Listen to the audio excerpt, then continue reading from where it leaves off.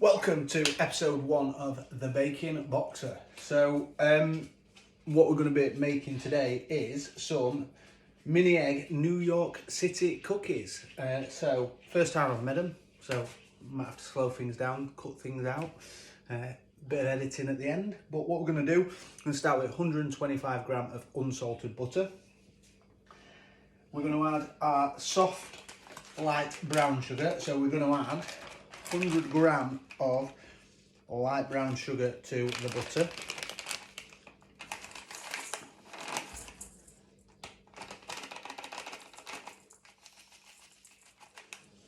So that's 100 gram of soft brown sugar in there. And then we're going to add 75 gram of white sugar into the bowl. Make sure I zero that.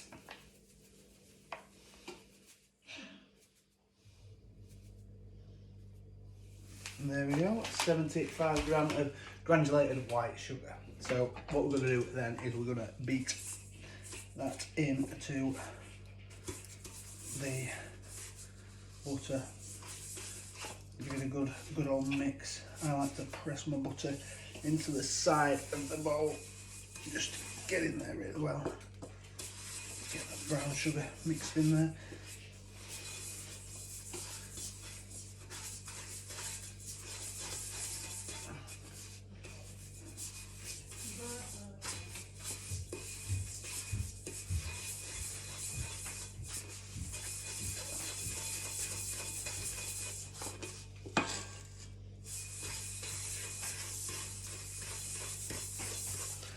You can see that, I'm just mixing that nicely in there.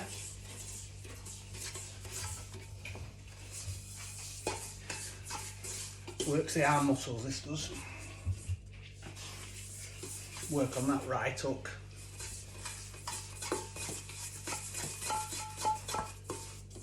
You can see it's really starting to mix in nice that now.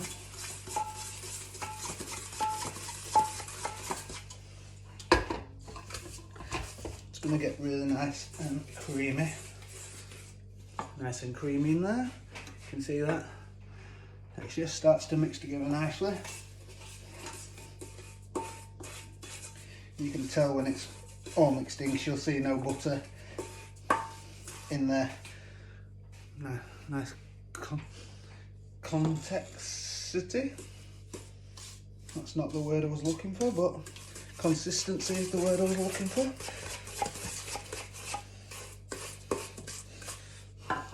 There we go. So what we're going to do then is add in 1 medium to large eggs, and if you're using vanilla essence, which I'm going to use because I do like a bit of vanilla essence, we're going to put a bit of that in as well. So medium egg.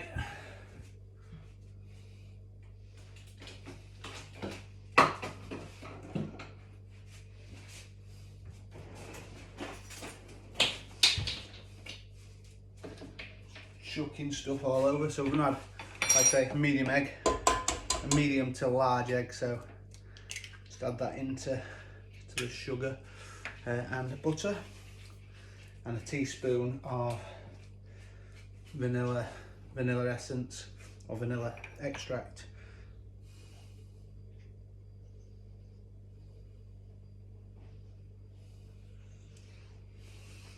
I'm always quite generous with that vanilla extract.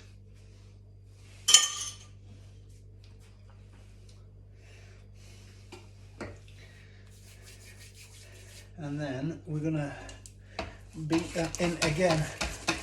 So this is the bit where everyone, including myself, feels like everything's going to pot really, because it don't look great when you add your egg in. It goes a bit like almost curdle, but you've got to beat it in well and get everything off the side.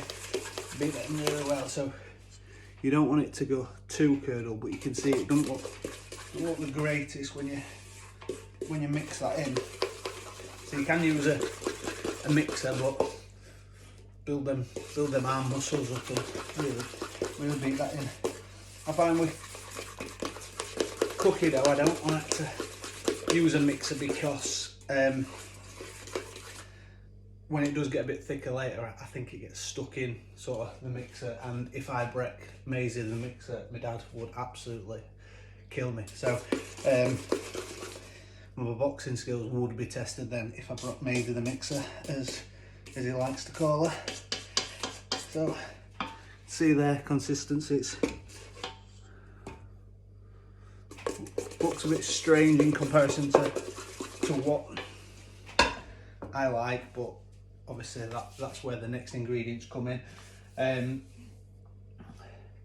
So what we're going to do next is we're going to add the plain flour. So we've got 300 grams of plain flour, baking powder, which you've got 1.5 teaspoons, bicarbonate soda, which we've got 1/2 teaspoon, a bit of salt, and then we will mix it until it's more of a dough. So you can sort of add that now. I will put the ingredients up as I'm doing it and maybe pause some sections so you can follow the recipe, and I will put it in the drop box below as well. So 300 grams of plain flour, I hope, because I've started pouring now.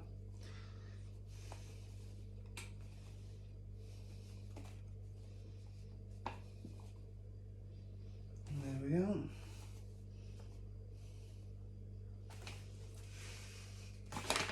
Definitely plain flour.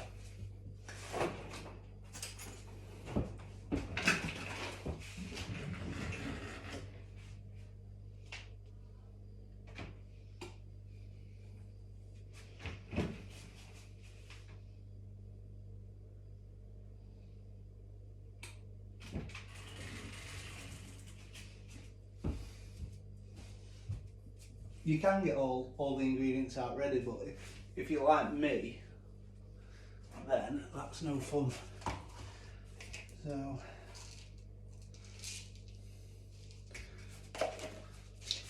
just looking for some sea salt.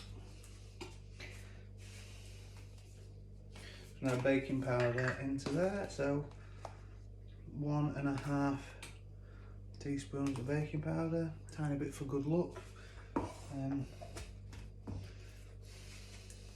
Bicarbonate of soda, we're going to add 1/2 teaspoon into there like that, just chuck it in.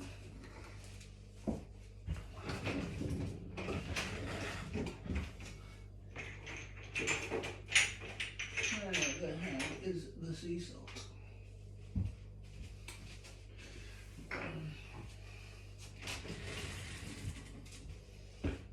Found it. Someone had took it out of the cupboard and not put it back. So 1/2 tablespoon of sea salt.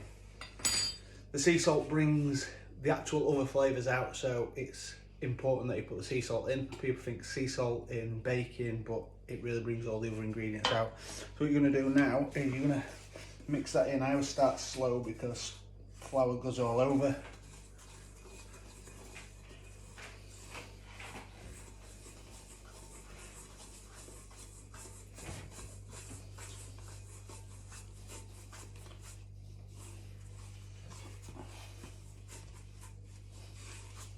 This is why I don't use Maisie, the mixer, as Dad calls her,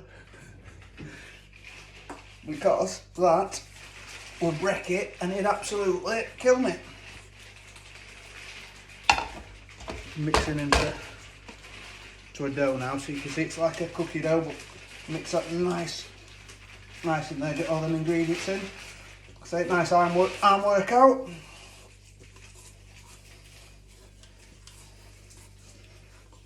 See that dough texture. Right, so what we're going to do now is 100 grams of either dairy milk or chocolate chips, or just some sort of plain chocolate. We're going to chop that into chunks, along with the mini eggs as well. So what we're going to do is we're going to chop up 200 grams of mini eggs, nice chopped up, so they're going to be in the mixture. We're going to keep 50 gram of mini eggs to the side. We're going to add them later because I'm not very good at prepping and I just decided to dive into everything. I haven't chopped it yet, so I'm going to take a pause in the video while I chop up my 100 gram of dairy milk or milk chocolate and chop up my 200 gram of mini eggs. Probably going to pause it as well because no doubt I'll eat 1 or 2 mini eggs while I'm doing this bit because we're baking, so why not? So that's 100 gram of dairy milk and 200 gram of cut up mini eggs, which is the worst job in the world. I'd actually advise trying to smash them in the bag then pouring them in. That were a lot easier when I tried that. Some full ones went in, but well, that'll do. What we're going to do now is fold that in to the mixture, so making sure it's even throughout. So we really fold it in. So make sure you've got everything off the sides and really fold that in so you've got a nice mixture of eggs and dairy milk in there off the spoon, because what we're going to do in a bit, we're going to make it into 8 even balls. We don't want uneven balls, we want nice even balls. Okay, mix it nicely in so you can see it all. Obviously the 50 gram of eggs we've kept at side anyway, they're going to decorate sort of the top of it anyway. So you can see nicely all mixed in. You'll be able to mix it in again in a second, so just clear your spoon off of all the mixture and tie it so I don't leave any on.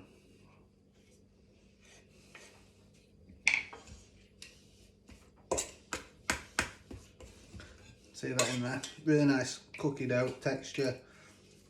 Fold everything nicely in there so you can see mini eggs throughout. You've got dairy milk throughout. What we're going to do with that is we're going to roll it into 8 even balls. So,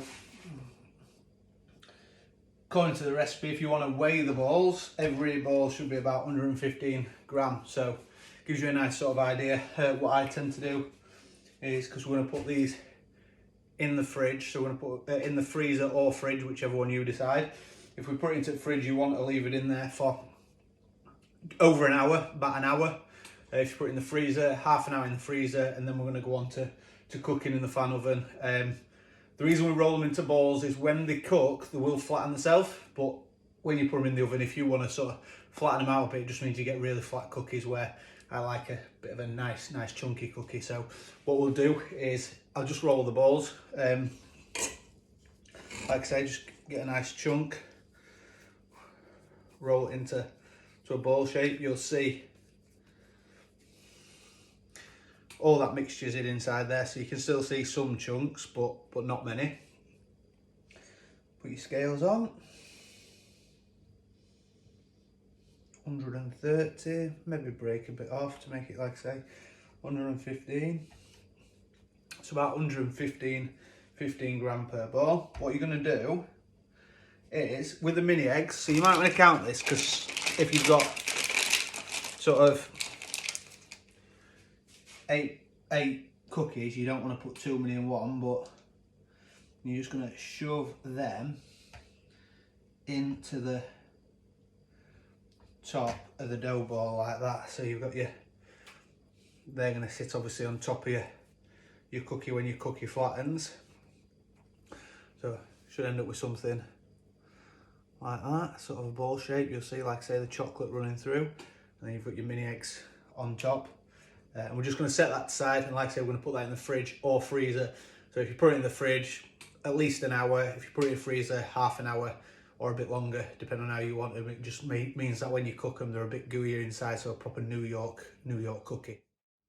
Right then, so there we go. There's my cookies, nice and rolled into a ballish shape. So what I'm going to do is I'm going to put them into the freezer for half an hour. no other reason than I'm greedy and I don't want to wait an hour for it to be done. So them bad boys are going in the freezer for half an hour. So what I'm going to do is I'm going to preset my oven. What you want to do is you want to do it at 200 degrees unless your oven runs hot. So like with mine, we've got sort of a Neff hide and slide, big up Neff. So they do get quite hot, and the way they work is I'm only going to run mine at 170 degrees on the Serco Therm. So if you haven't got a particularly good oven, it doesn't matter, just put it on 190, 200.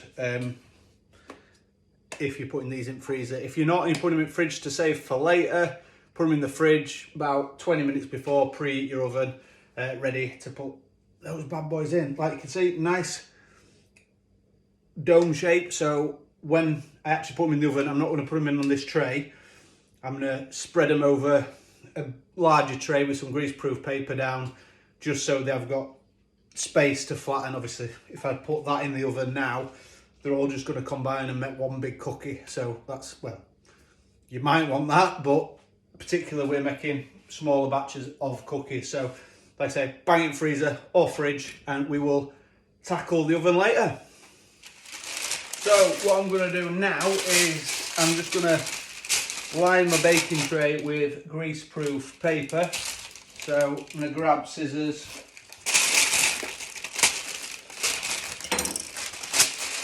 I'm going to line the baking tray with some greaseproof paper for later. Smaller baking trays, you're going to want to put 4 on each. This is quite a large one, so I'm going to put 6 on this. And then I've got a smaller one to the side, which I'm going to pop 4 on for later. Sorry, I'm going to pop 2 on.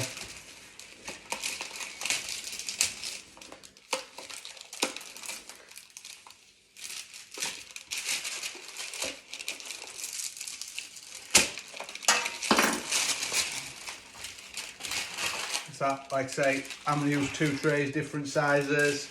Bit of an experiment for me, first time making these, so just spread them over the 2 trays. See how far they do spread, because obviously we're being New York cookies, you expect them to be quite big. But we will see the results as soon as it's been in the freezer and back into the oven. Well guys, don't need to get too excited, but I'm going to do a mid-baking experiment just for you guys. So what I'm going to do is, as I mentioned earlier, depending on how fat you want your cookies, they can go straight onto the tray as they've gone in the oven. So you can see still in a nice sort of dough shape. So I'm going to do 6 like that, but then the other ones I'm going to flatten out a bit, just so you can see what happens when they go into the oven. So you can see what happens when they cook. Because if some people out there like a flatter cookie, I can show you both ways and you can decide on how you want to do it yourself. So I'm going to do 2 where I'm going to flatten them a bit. I'm going to flatten them a tiny bit, you can see, just so they look a bit more of a cookie shape. Put that onto my tray.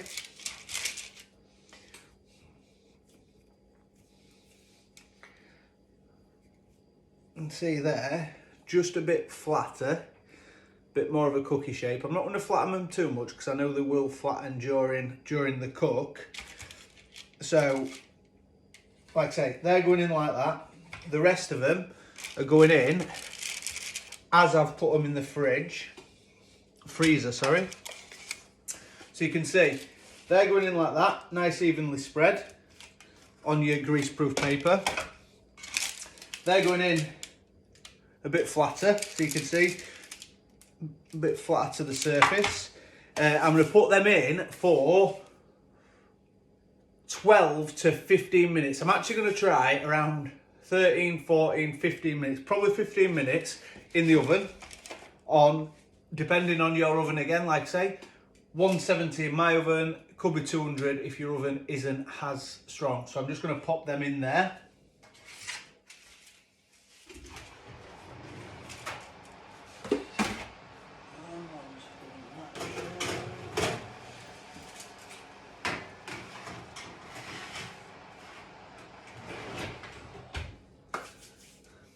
check on them in a minute. While they're in the oven, I'm just going to go through a few ways you can sort of save it if you are baking and you don't want to have 8 cookies. You can leave the cookie dough in the freezer for up to 3 months. You just want to add a couple of minutes to the baking time, so you want to add 2 to 3 minutes to the time in the oven if you take them out of the freezer, obviously, because they've been in there quite a while. The cookies are best eaten on the day of making them, but if you want to eat them tomorrow or midweek, because they will last up to 5 days, you can revive them by putting them in the microwave for a minute or two, or in the oven for 2 to 4 minutes, just to warm them back up and make them nice and fresh, rather than having a cold cookie. But that is on your preference. I mean, I definitely warm them up. I like that gooey texture, but that is up to you. I'm going to eat them all today before I get back onto the weight loss tomorrow and back up boxing properly. So my binge weekend, and then get back on the weights and the stuff tomorrow and get back running, which is why I'll probably have a break in the baking show. So it'll be episode 1.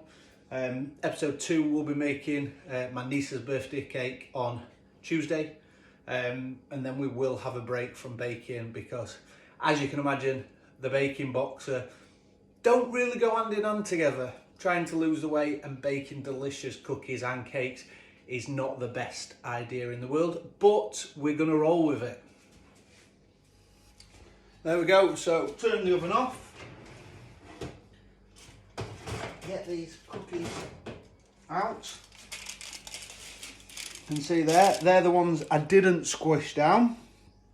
And then I will show you the ones which I did squish down. I actually think I would go for the squished down ones next time.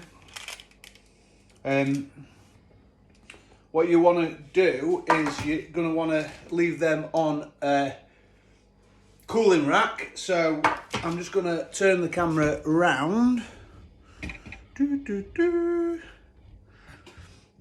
I've actually made a cooling rack over there. So I made it out of 2 coffee cups, a bowl, and just one of the racks out of the oven. Nice invention.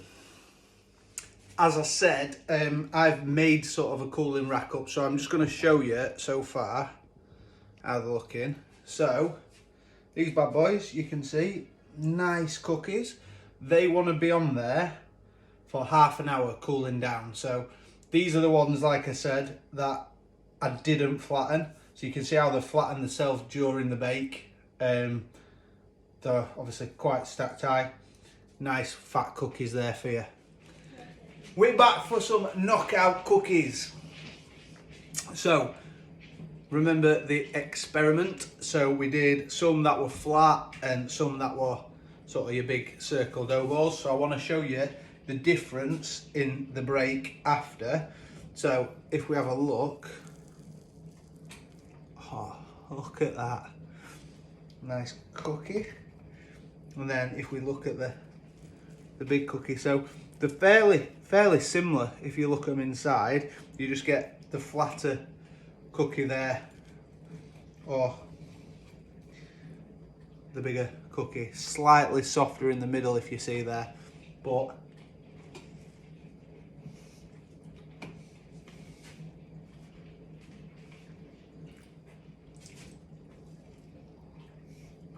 they are some knockout cookies.